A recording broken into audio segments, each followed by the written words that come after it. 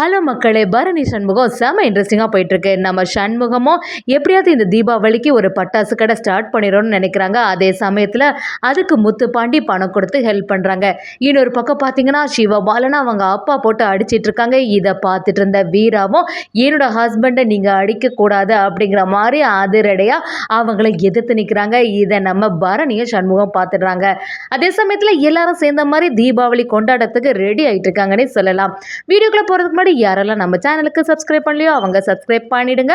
அப்படியே பக்கத்தில் இருக்க பெல் ஐக்கானையும் கிளிக் பண்ணிடுங்க. அப்போதான் நான் போடுற வீடியோலாம் உங்களுக்கு நோட்டிஃபிகேஷனாக வரும். நம்ம சண்முக குடும்பத்தில் உள்ளவங்களும் பயங்கர சந்தோஷத்தில் இருக்காங்க. ஒரு வழியாக அவங்க வீட்டுக்கு ஒரு குழந்தையும் வந்திருக்கு. அப்படியே நம்ம சண்முகம் அந்த குழந்தைய எடுத்து கொஞ்சம் குழாவிட்டே இருக்காங்க. அப்படி இருந்துட்டு இருக்கும்போது தீபாவளி வேற நெருங்கிட்டு, அதனால எல்லாருக்குமே ட்ரெஸ் எடுத்து கொடுக்கணும் அப்படின்னு சொல்லிட்டு நம்ம சண்முகம் சந்தோஷமாக இருக்காங்க. அது மட்டும் இல்லாமல் எப்படியாவது இந்த தீபாவளி அதுமா ஒரு பட்டாசு கடை ஆரம்பிக்கலாமான்னு யோசிக்கிறேன் அப்படின்னு சொல்லவும் நம்ம பரணியும் அதுக்கு ஆதரவாக இருக்காங்க. ஆனால் அதெல்லாம் சரிதான், அதுக்கு ஆரம்பிக்கணும்னா கொஞ்சம் 10 லட்ச ரூபா பணம் தேவைப்படுது.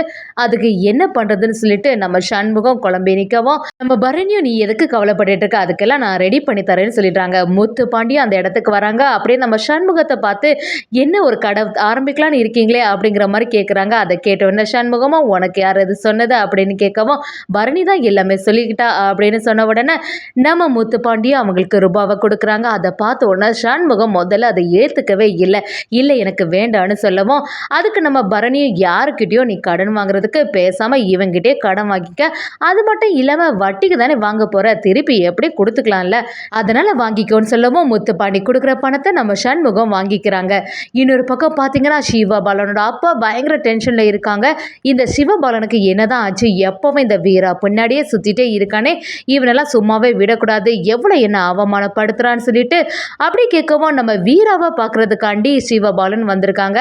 சிவபாலனோட அப்பாவும் அவங்கள தேடி அந்த இடத்துக்கு போகிறாங்க. அதே சமயத்தில் நம்ம வீராக்காக சிவபாலன் வெயிட் பண்ணிட்டு இருக்காங்க. எப்படியாவது வீரா தான் கூட வந்துடுவா அப்படின்னு சொல்லிட்டு யோசிச்சுட்டே இருக்கும்போது அவங்க நம்ம சிவபாலனை பார்த்து, என்னடா இங்கே போய் நீ நின்றுட்டுருக்க, என்னை அவமானப்படுத்துறதுக்குன்னே நிற்கிறியா, உனக்கு கொஞ்சமாவது ஏதாவது மானம் இருக்கான்னு சொல்லிட்டு அவங்கள சரியா வெளுத்து வாங்கிட்டு இருக்காங்க.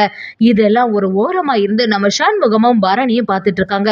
ஒரு கட்டத்தில் சண்முகம் எப்படியாவது தடுத்து நிறுத்தலாமான்னு சொல்லிட்டு வர போகும்போது அந்த இடத்துல வீராவே வந்துடுறாங்க. அவங்கள பார்த்த உடனே அவங்க மாமா கிட்ட வந்து எதுக்கு இப்போ தேவையில்லாமல் இங்கே பிரச்சனை பண்ணிட்டு இருக்கீங்கன்னு கேட்கவும், சிவபாலனோட அப்பாவும் என்னோட பையனை நான் அடிக்க போகிறேன், அதை எதுக்கு நீ கேட்க போகிற, உனக்கு என்ன உரிமை இருக்குது அப்படிங்கிற மாதிரி திட்ட ஆரம்பிக்கிறாங்க. அதை கேட்டு டென்ஷனான நம்ம வீராவும், எனக்கு என்ன உரிமை இருக்கா, என்னோட ஹஸ்பண்டை நீங்கள் அடிச்சிங்கன்னா நான் கேட்க மாட்டேனா அப்படின்னு ஒரு வார்த்தையை விடுறாங்க. இதை கேட்டவுடனே சிவபாலனை அப்படியே சந்தோஷப்படுறாங்க. அந்த ரியாக்ஷன் இருக்கே அது செமையாகவே இருந்துச்சுன்னே சொல்லலாம். அப்படியே சந்தோஷப்பட்டுட்டு நம்மளை வீரா ஏற்றுக்கிட்டா இப்படி நமக்காக சப்போர்ட்டாக பேசுகிறாளே அப்படின்னு நினைக்கிறாங்க. இதெல்லாம் பார்த்துட்டு இருந்தா பரணிக்கு அப்படியே ஷாக் ஆகுது. எல்லாமே நல்லபடியாக தான் நடக்குது, வீரா ஏற்றுக்கிட்டா அப்படி மாதிரி நினைக்கிறாங்க. இன்னொரு சைடு பார்த்தீங்கன்னா நம்ம சண்முகம் எல்லாருக்குமே ட்ரெஸ் வாங்கிட்டு வந்திருக்காங்க. தீபாவளி வேற வரப்போகுது, அதனால எல்லாருக்குமே புது துணி அப்படின்னு சொல்லிட்டு எல்லாருக்கும் குடும்பமாக நின்று கொடுக்கும்போது எல்லாரும் சந்தோஷப்பட்டுட்டு இருக்காங்க. அந்த டைமில் கரெக்டாட்டு நம்ம வீராவும் வராங்க. வீரா வந்த உடனே அவங்கள்ட்ட அந்த ட்ரெஸ்ஸை கொடுத்துட்டு, இன்னொரு ட்ரெஸ் இருக்குல்ல இது மாப்பிள்ளைக்கு அப்படின்னு சொல்லிட்டு கொடுக்கவும், வீராவும் அது என்ன என்கிட்ட தர, அதை அவங்கள்ட்டே கொடுக்க வேண்டியதானே அப்படின்னு சொல்லவும், இதை கேட்டுட்டு இருந்த நம்ம பரணியும், பார்த்தீங்களா அவங்க மேலே உள்ள பாசத்தை, இன்னைக்கு தான் நம்ம பார்த்தோமே, ஒருத்தங்க அவங்க அப்பா வந்து சிவபாலனை அடிச்சிட்டாங்கன்னு சொல்லிட்டு என்னெல்லாம் பண்ணாங்கன்னு, யார் என்னோட ஹஸ்பண்டை தொடக்கூடாது, ஹஸ்பண்ட் மேலே கைப்பட்டுனா அவங்கள சும்மாவே விட மாட்டேன் அப்படிங்கிற மாதிரி பேசினாங்களே அப்படின்னு சொல்லி கிண்டல் பண்ண ஆரம்பிக்கிறாங்க. வீரா இதை கொஞ்சம் கூட எதிர்பார்க்கல, அப்படியே வெக்கப்பட்டுட்டு போயிடுறாங்க. இதெல்லாம் பார்த்துட்டு இருந்த சண்முகமா எப்படியும் வீரா சேர்ந்துருவா போல அப்படிங்கிற மாதிரி யோசிக்க ஆரம்பிக்கிறாங்க. எப்படி இருந்தாலும் நம்ம அண்ணாவோட தீபாவளி கொண்டாட்டம் செம சிறப்பாகவே இருக்க போகுதுன்னே சொல்லலாம்.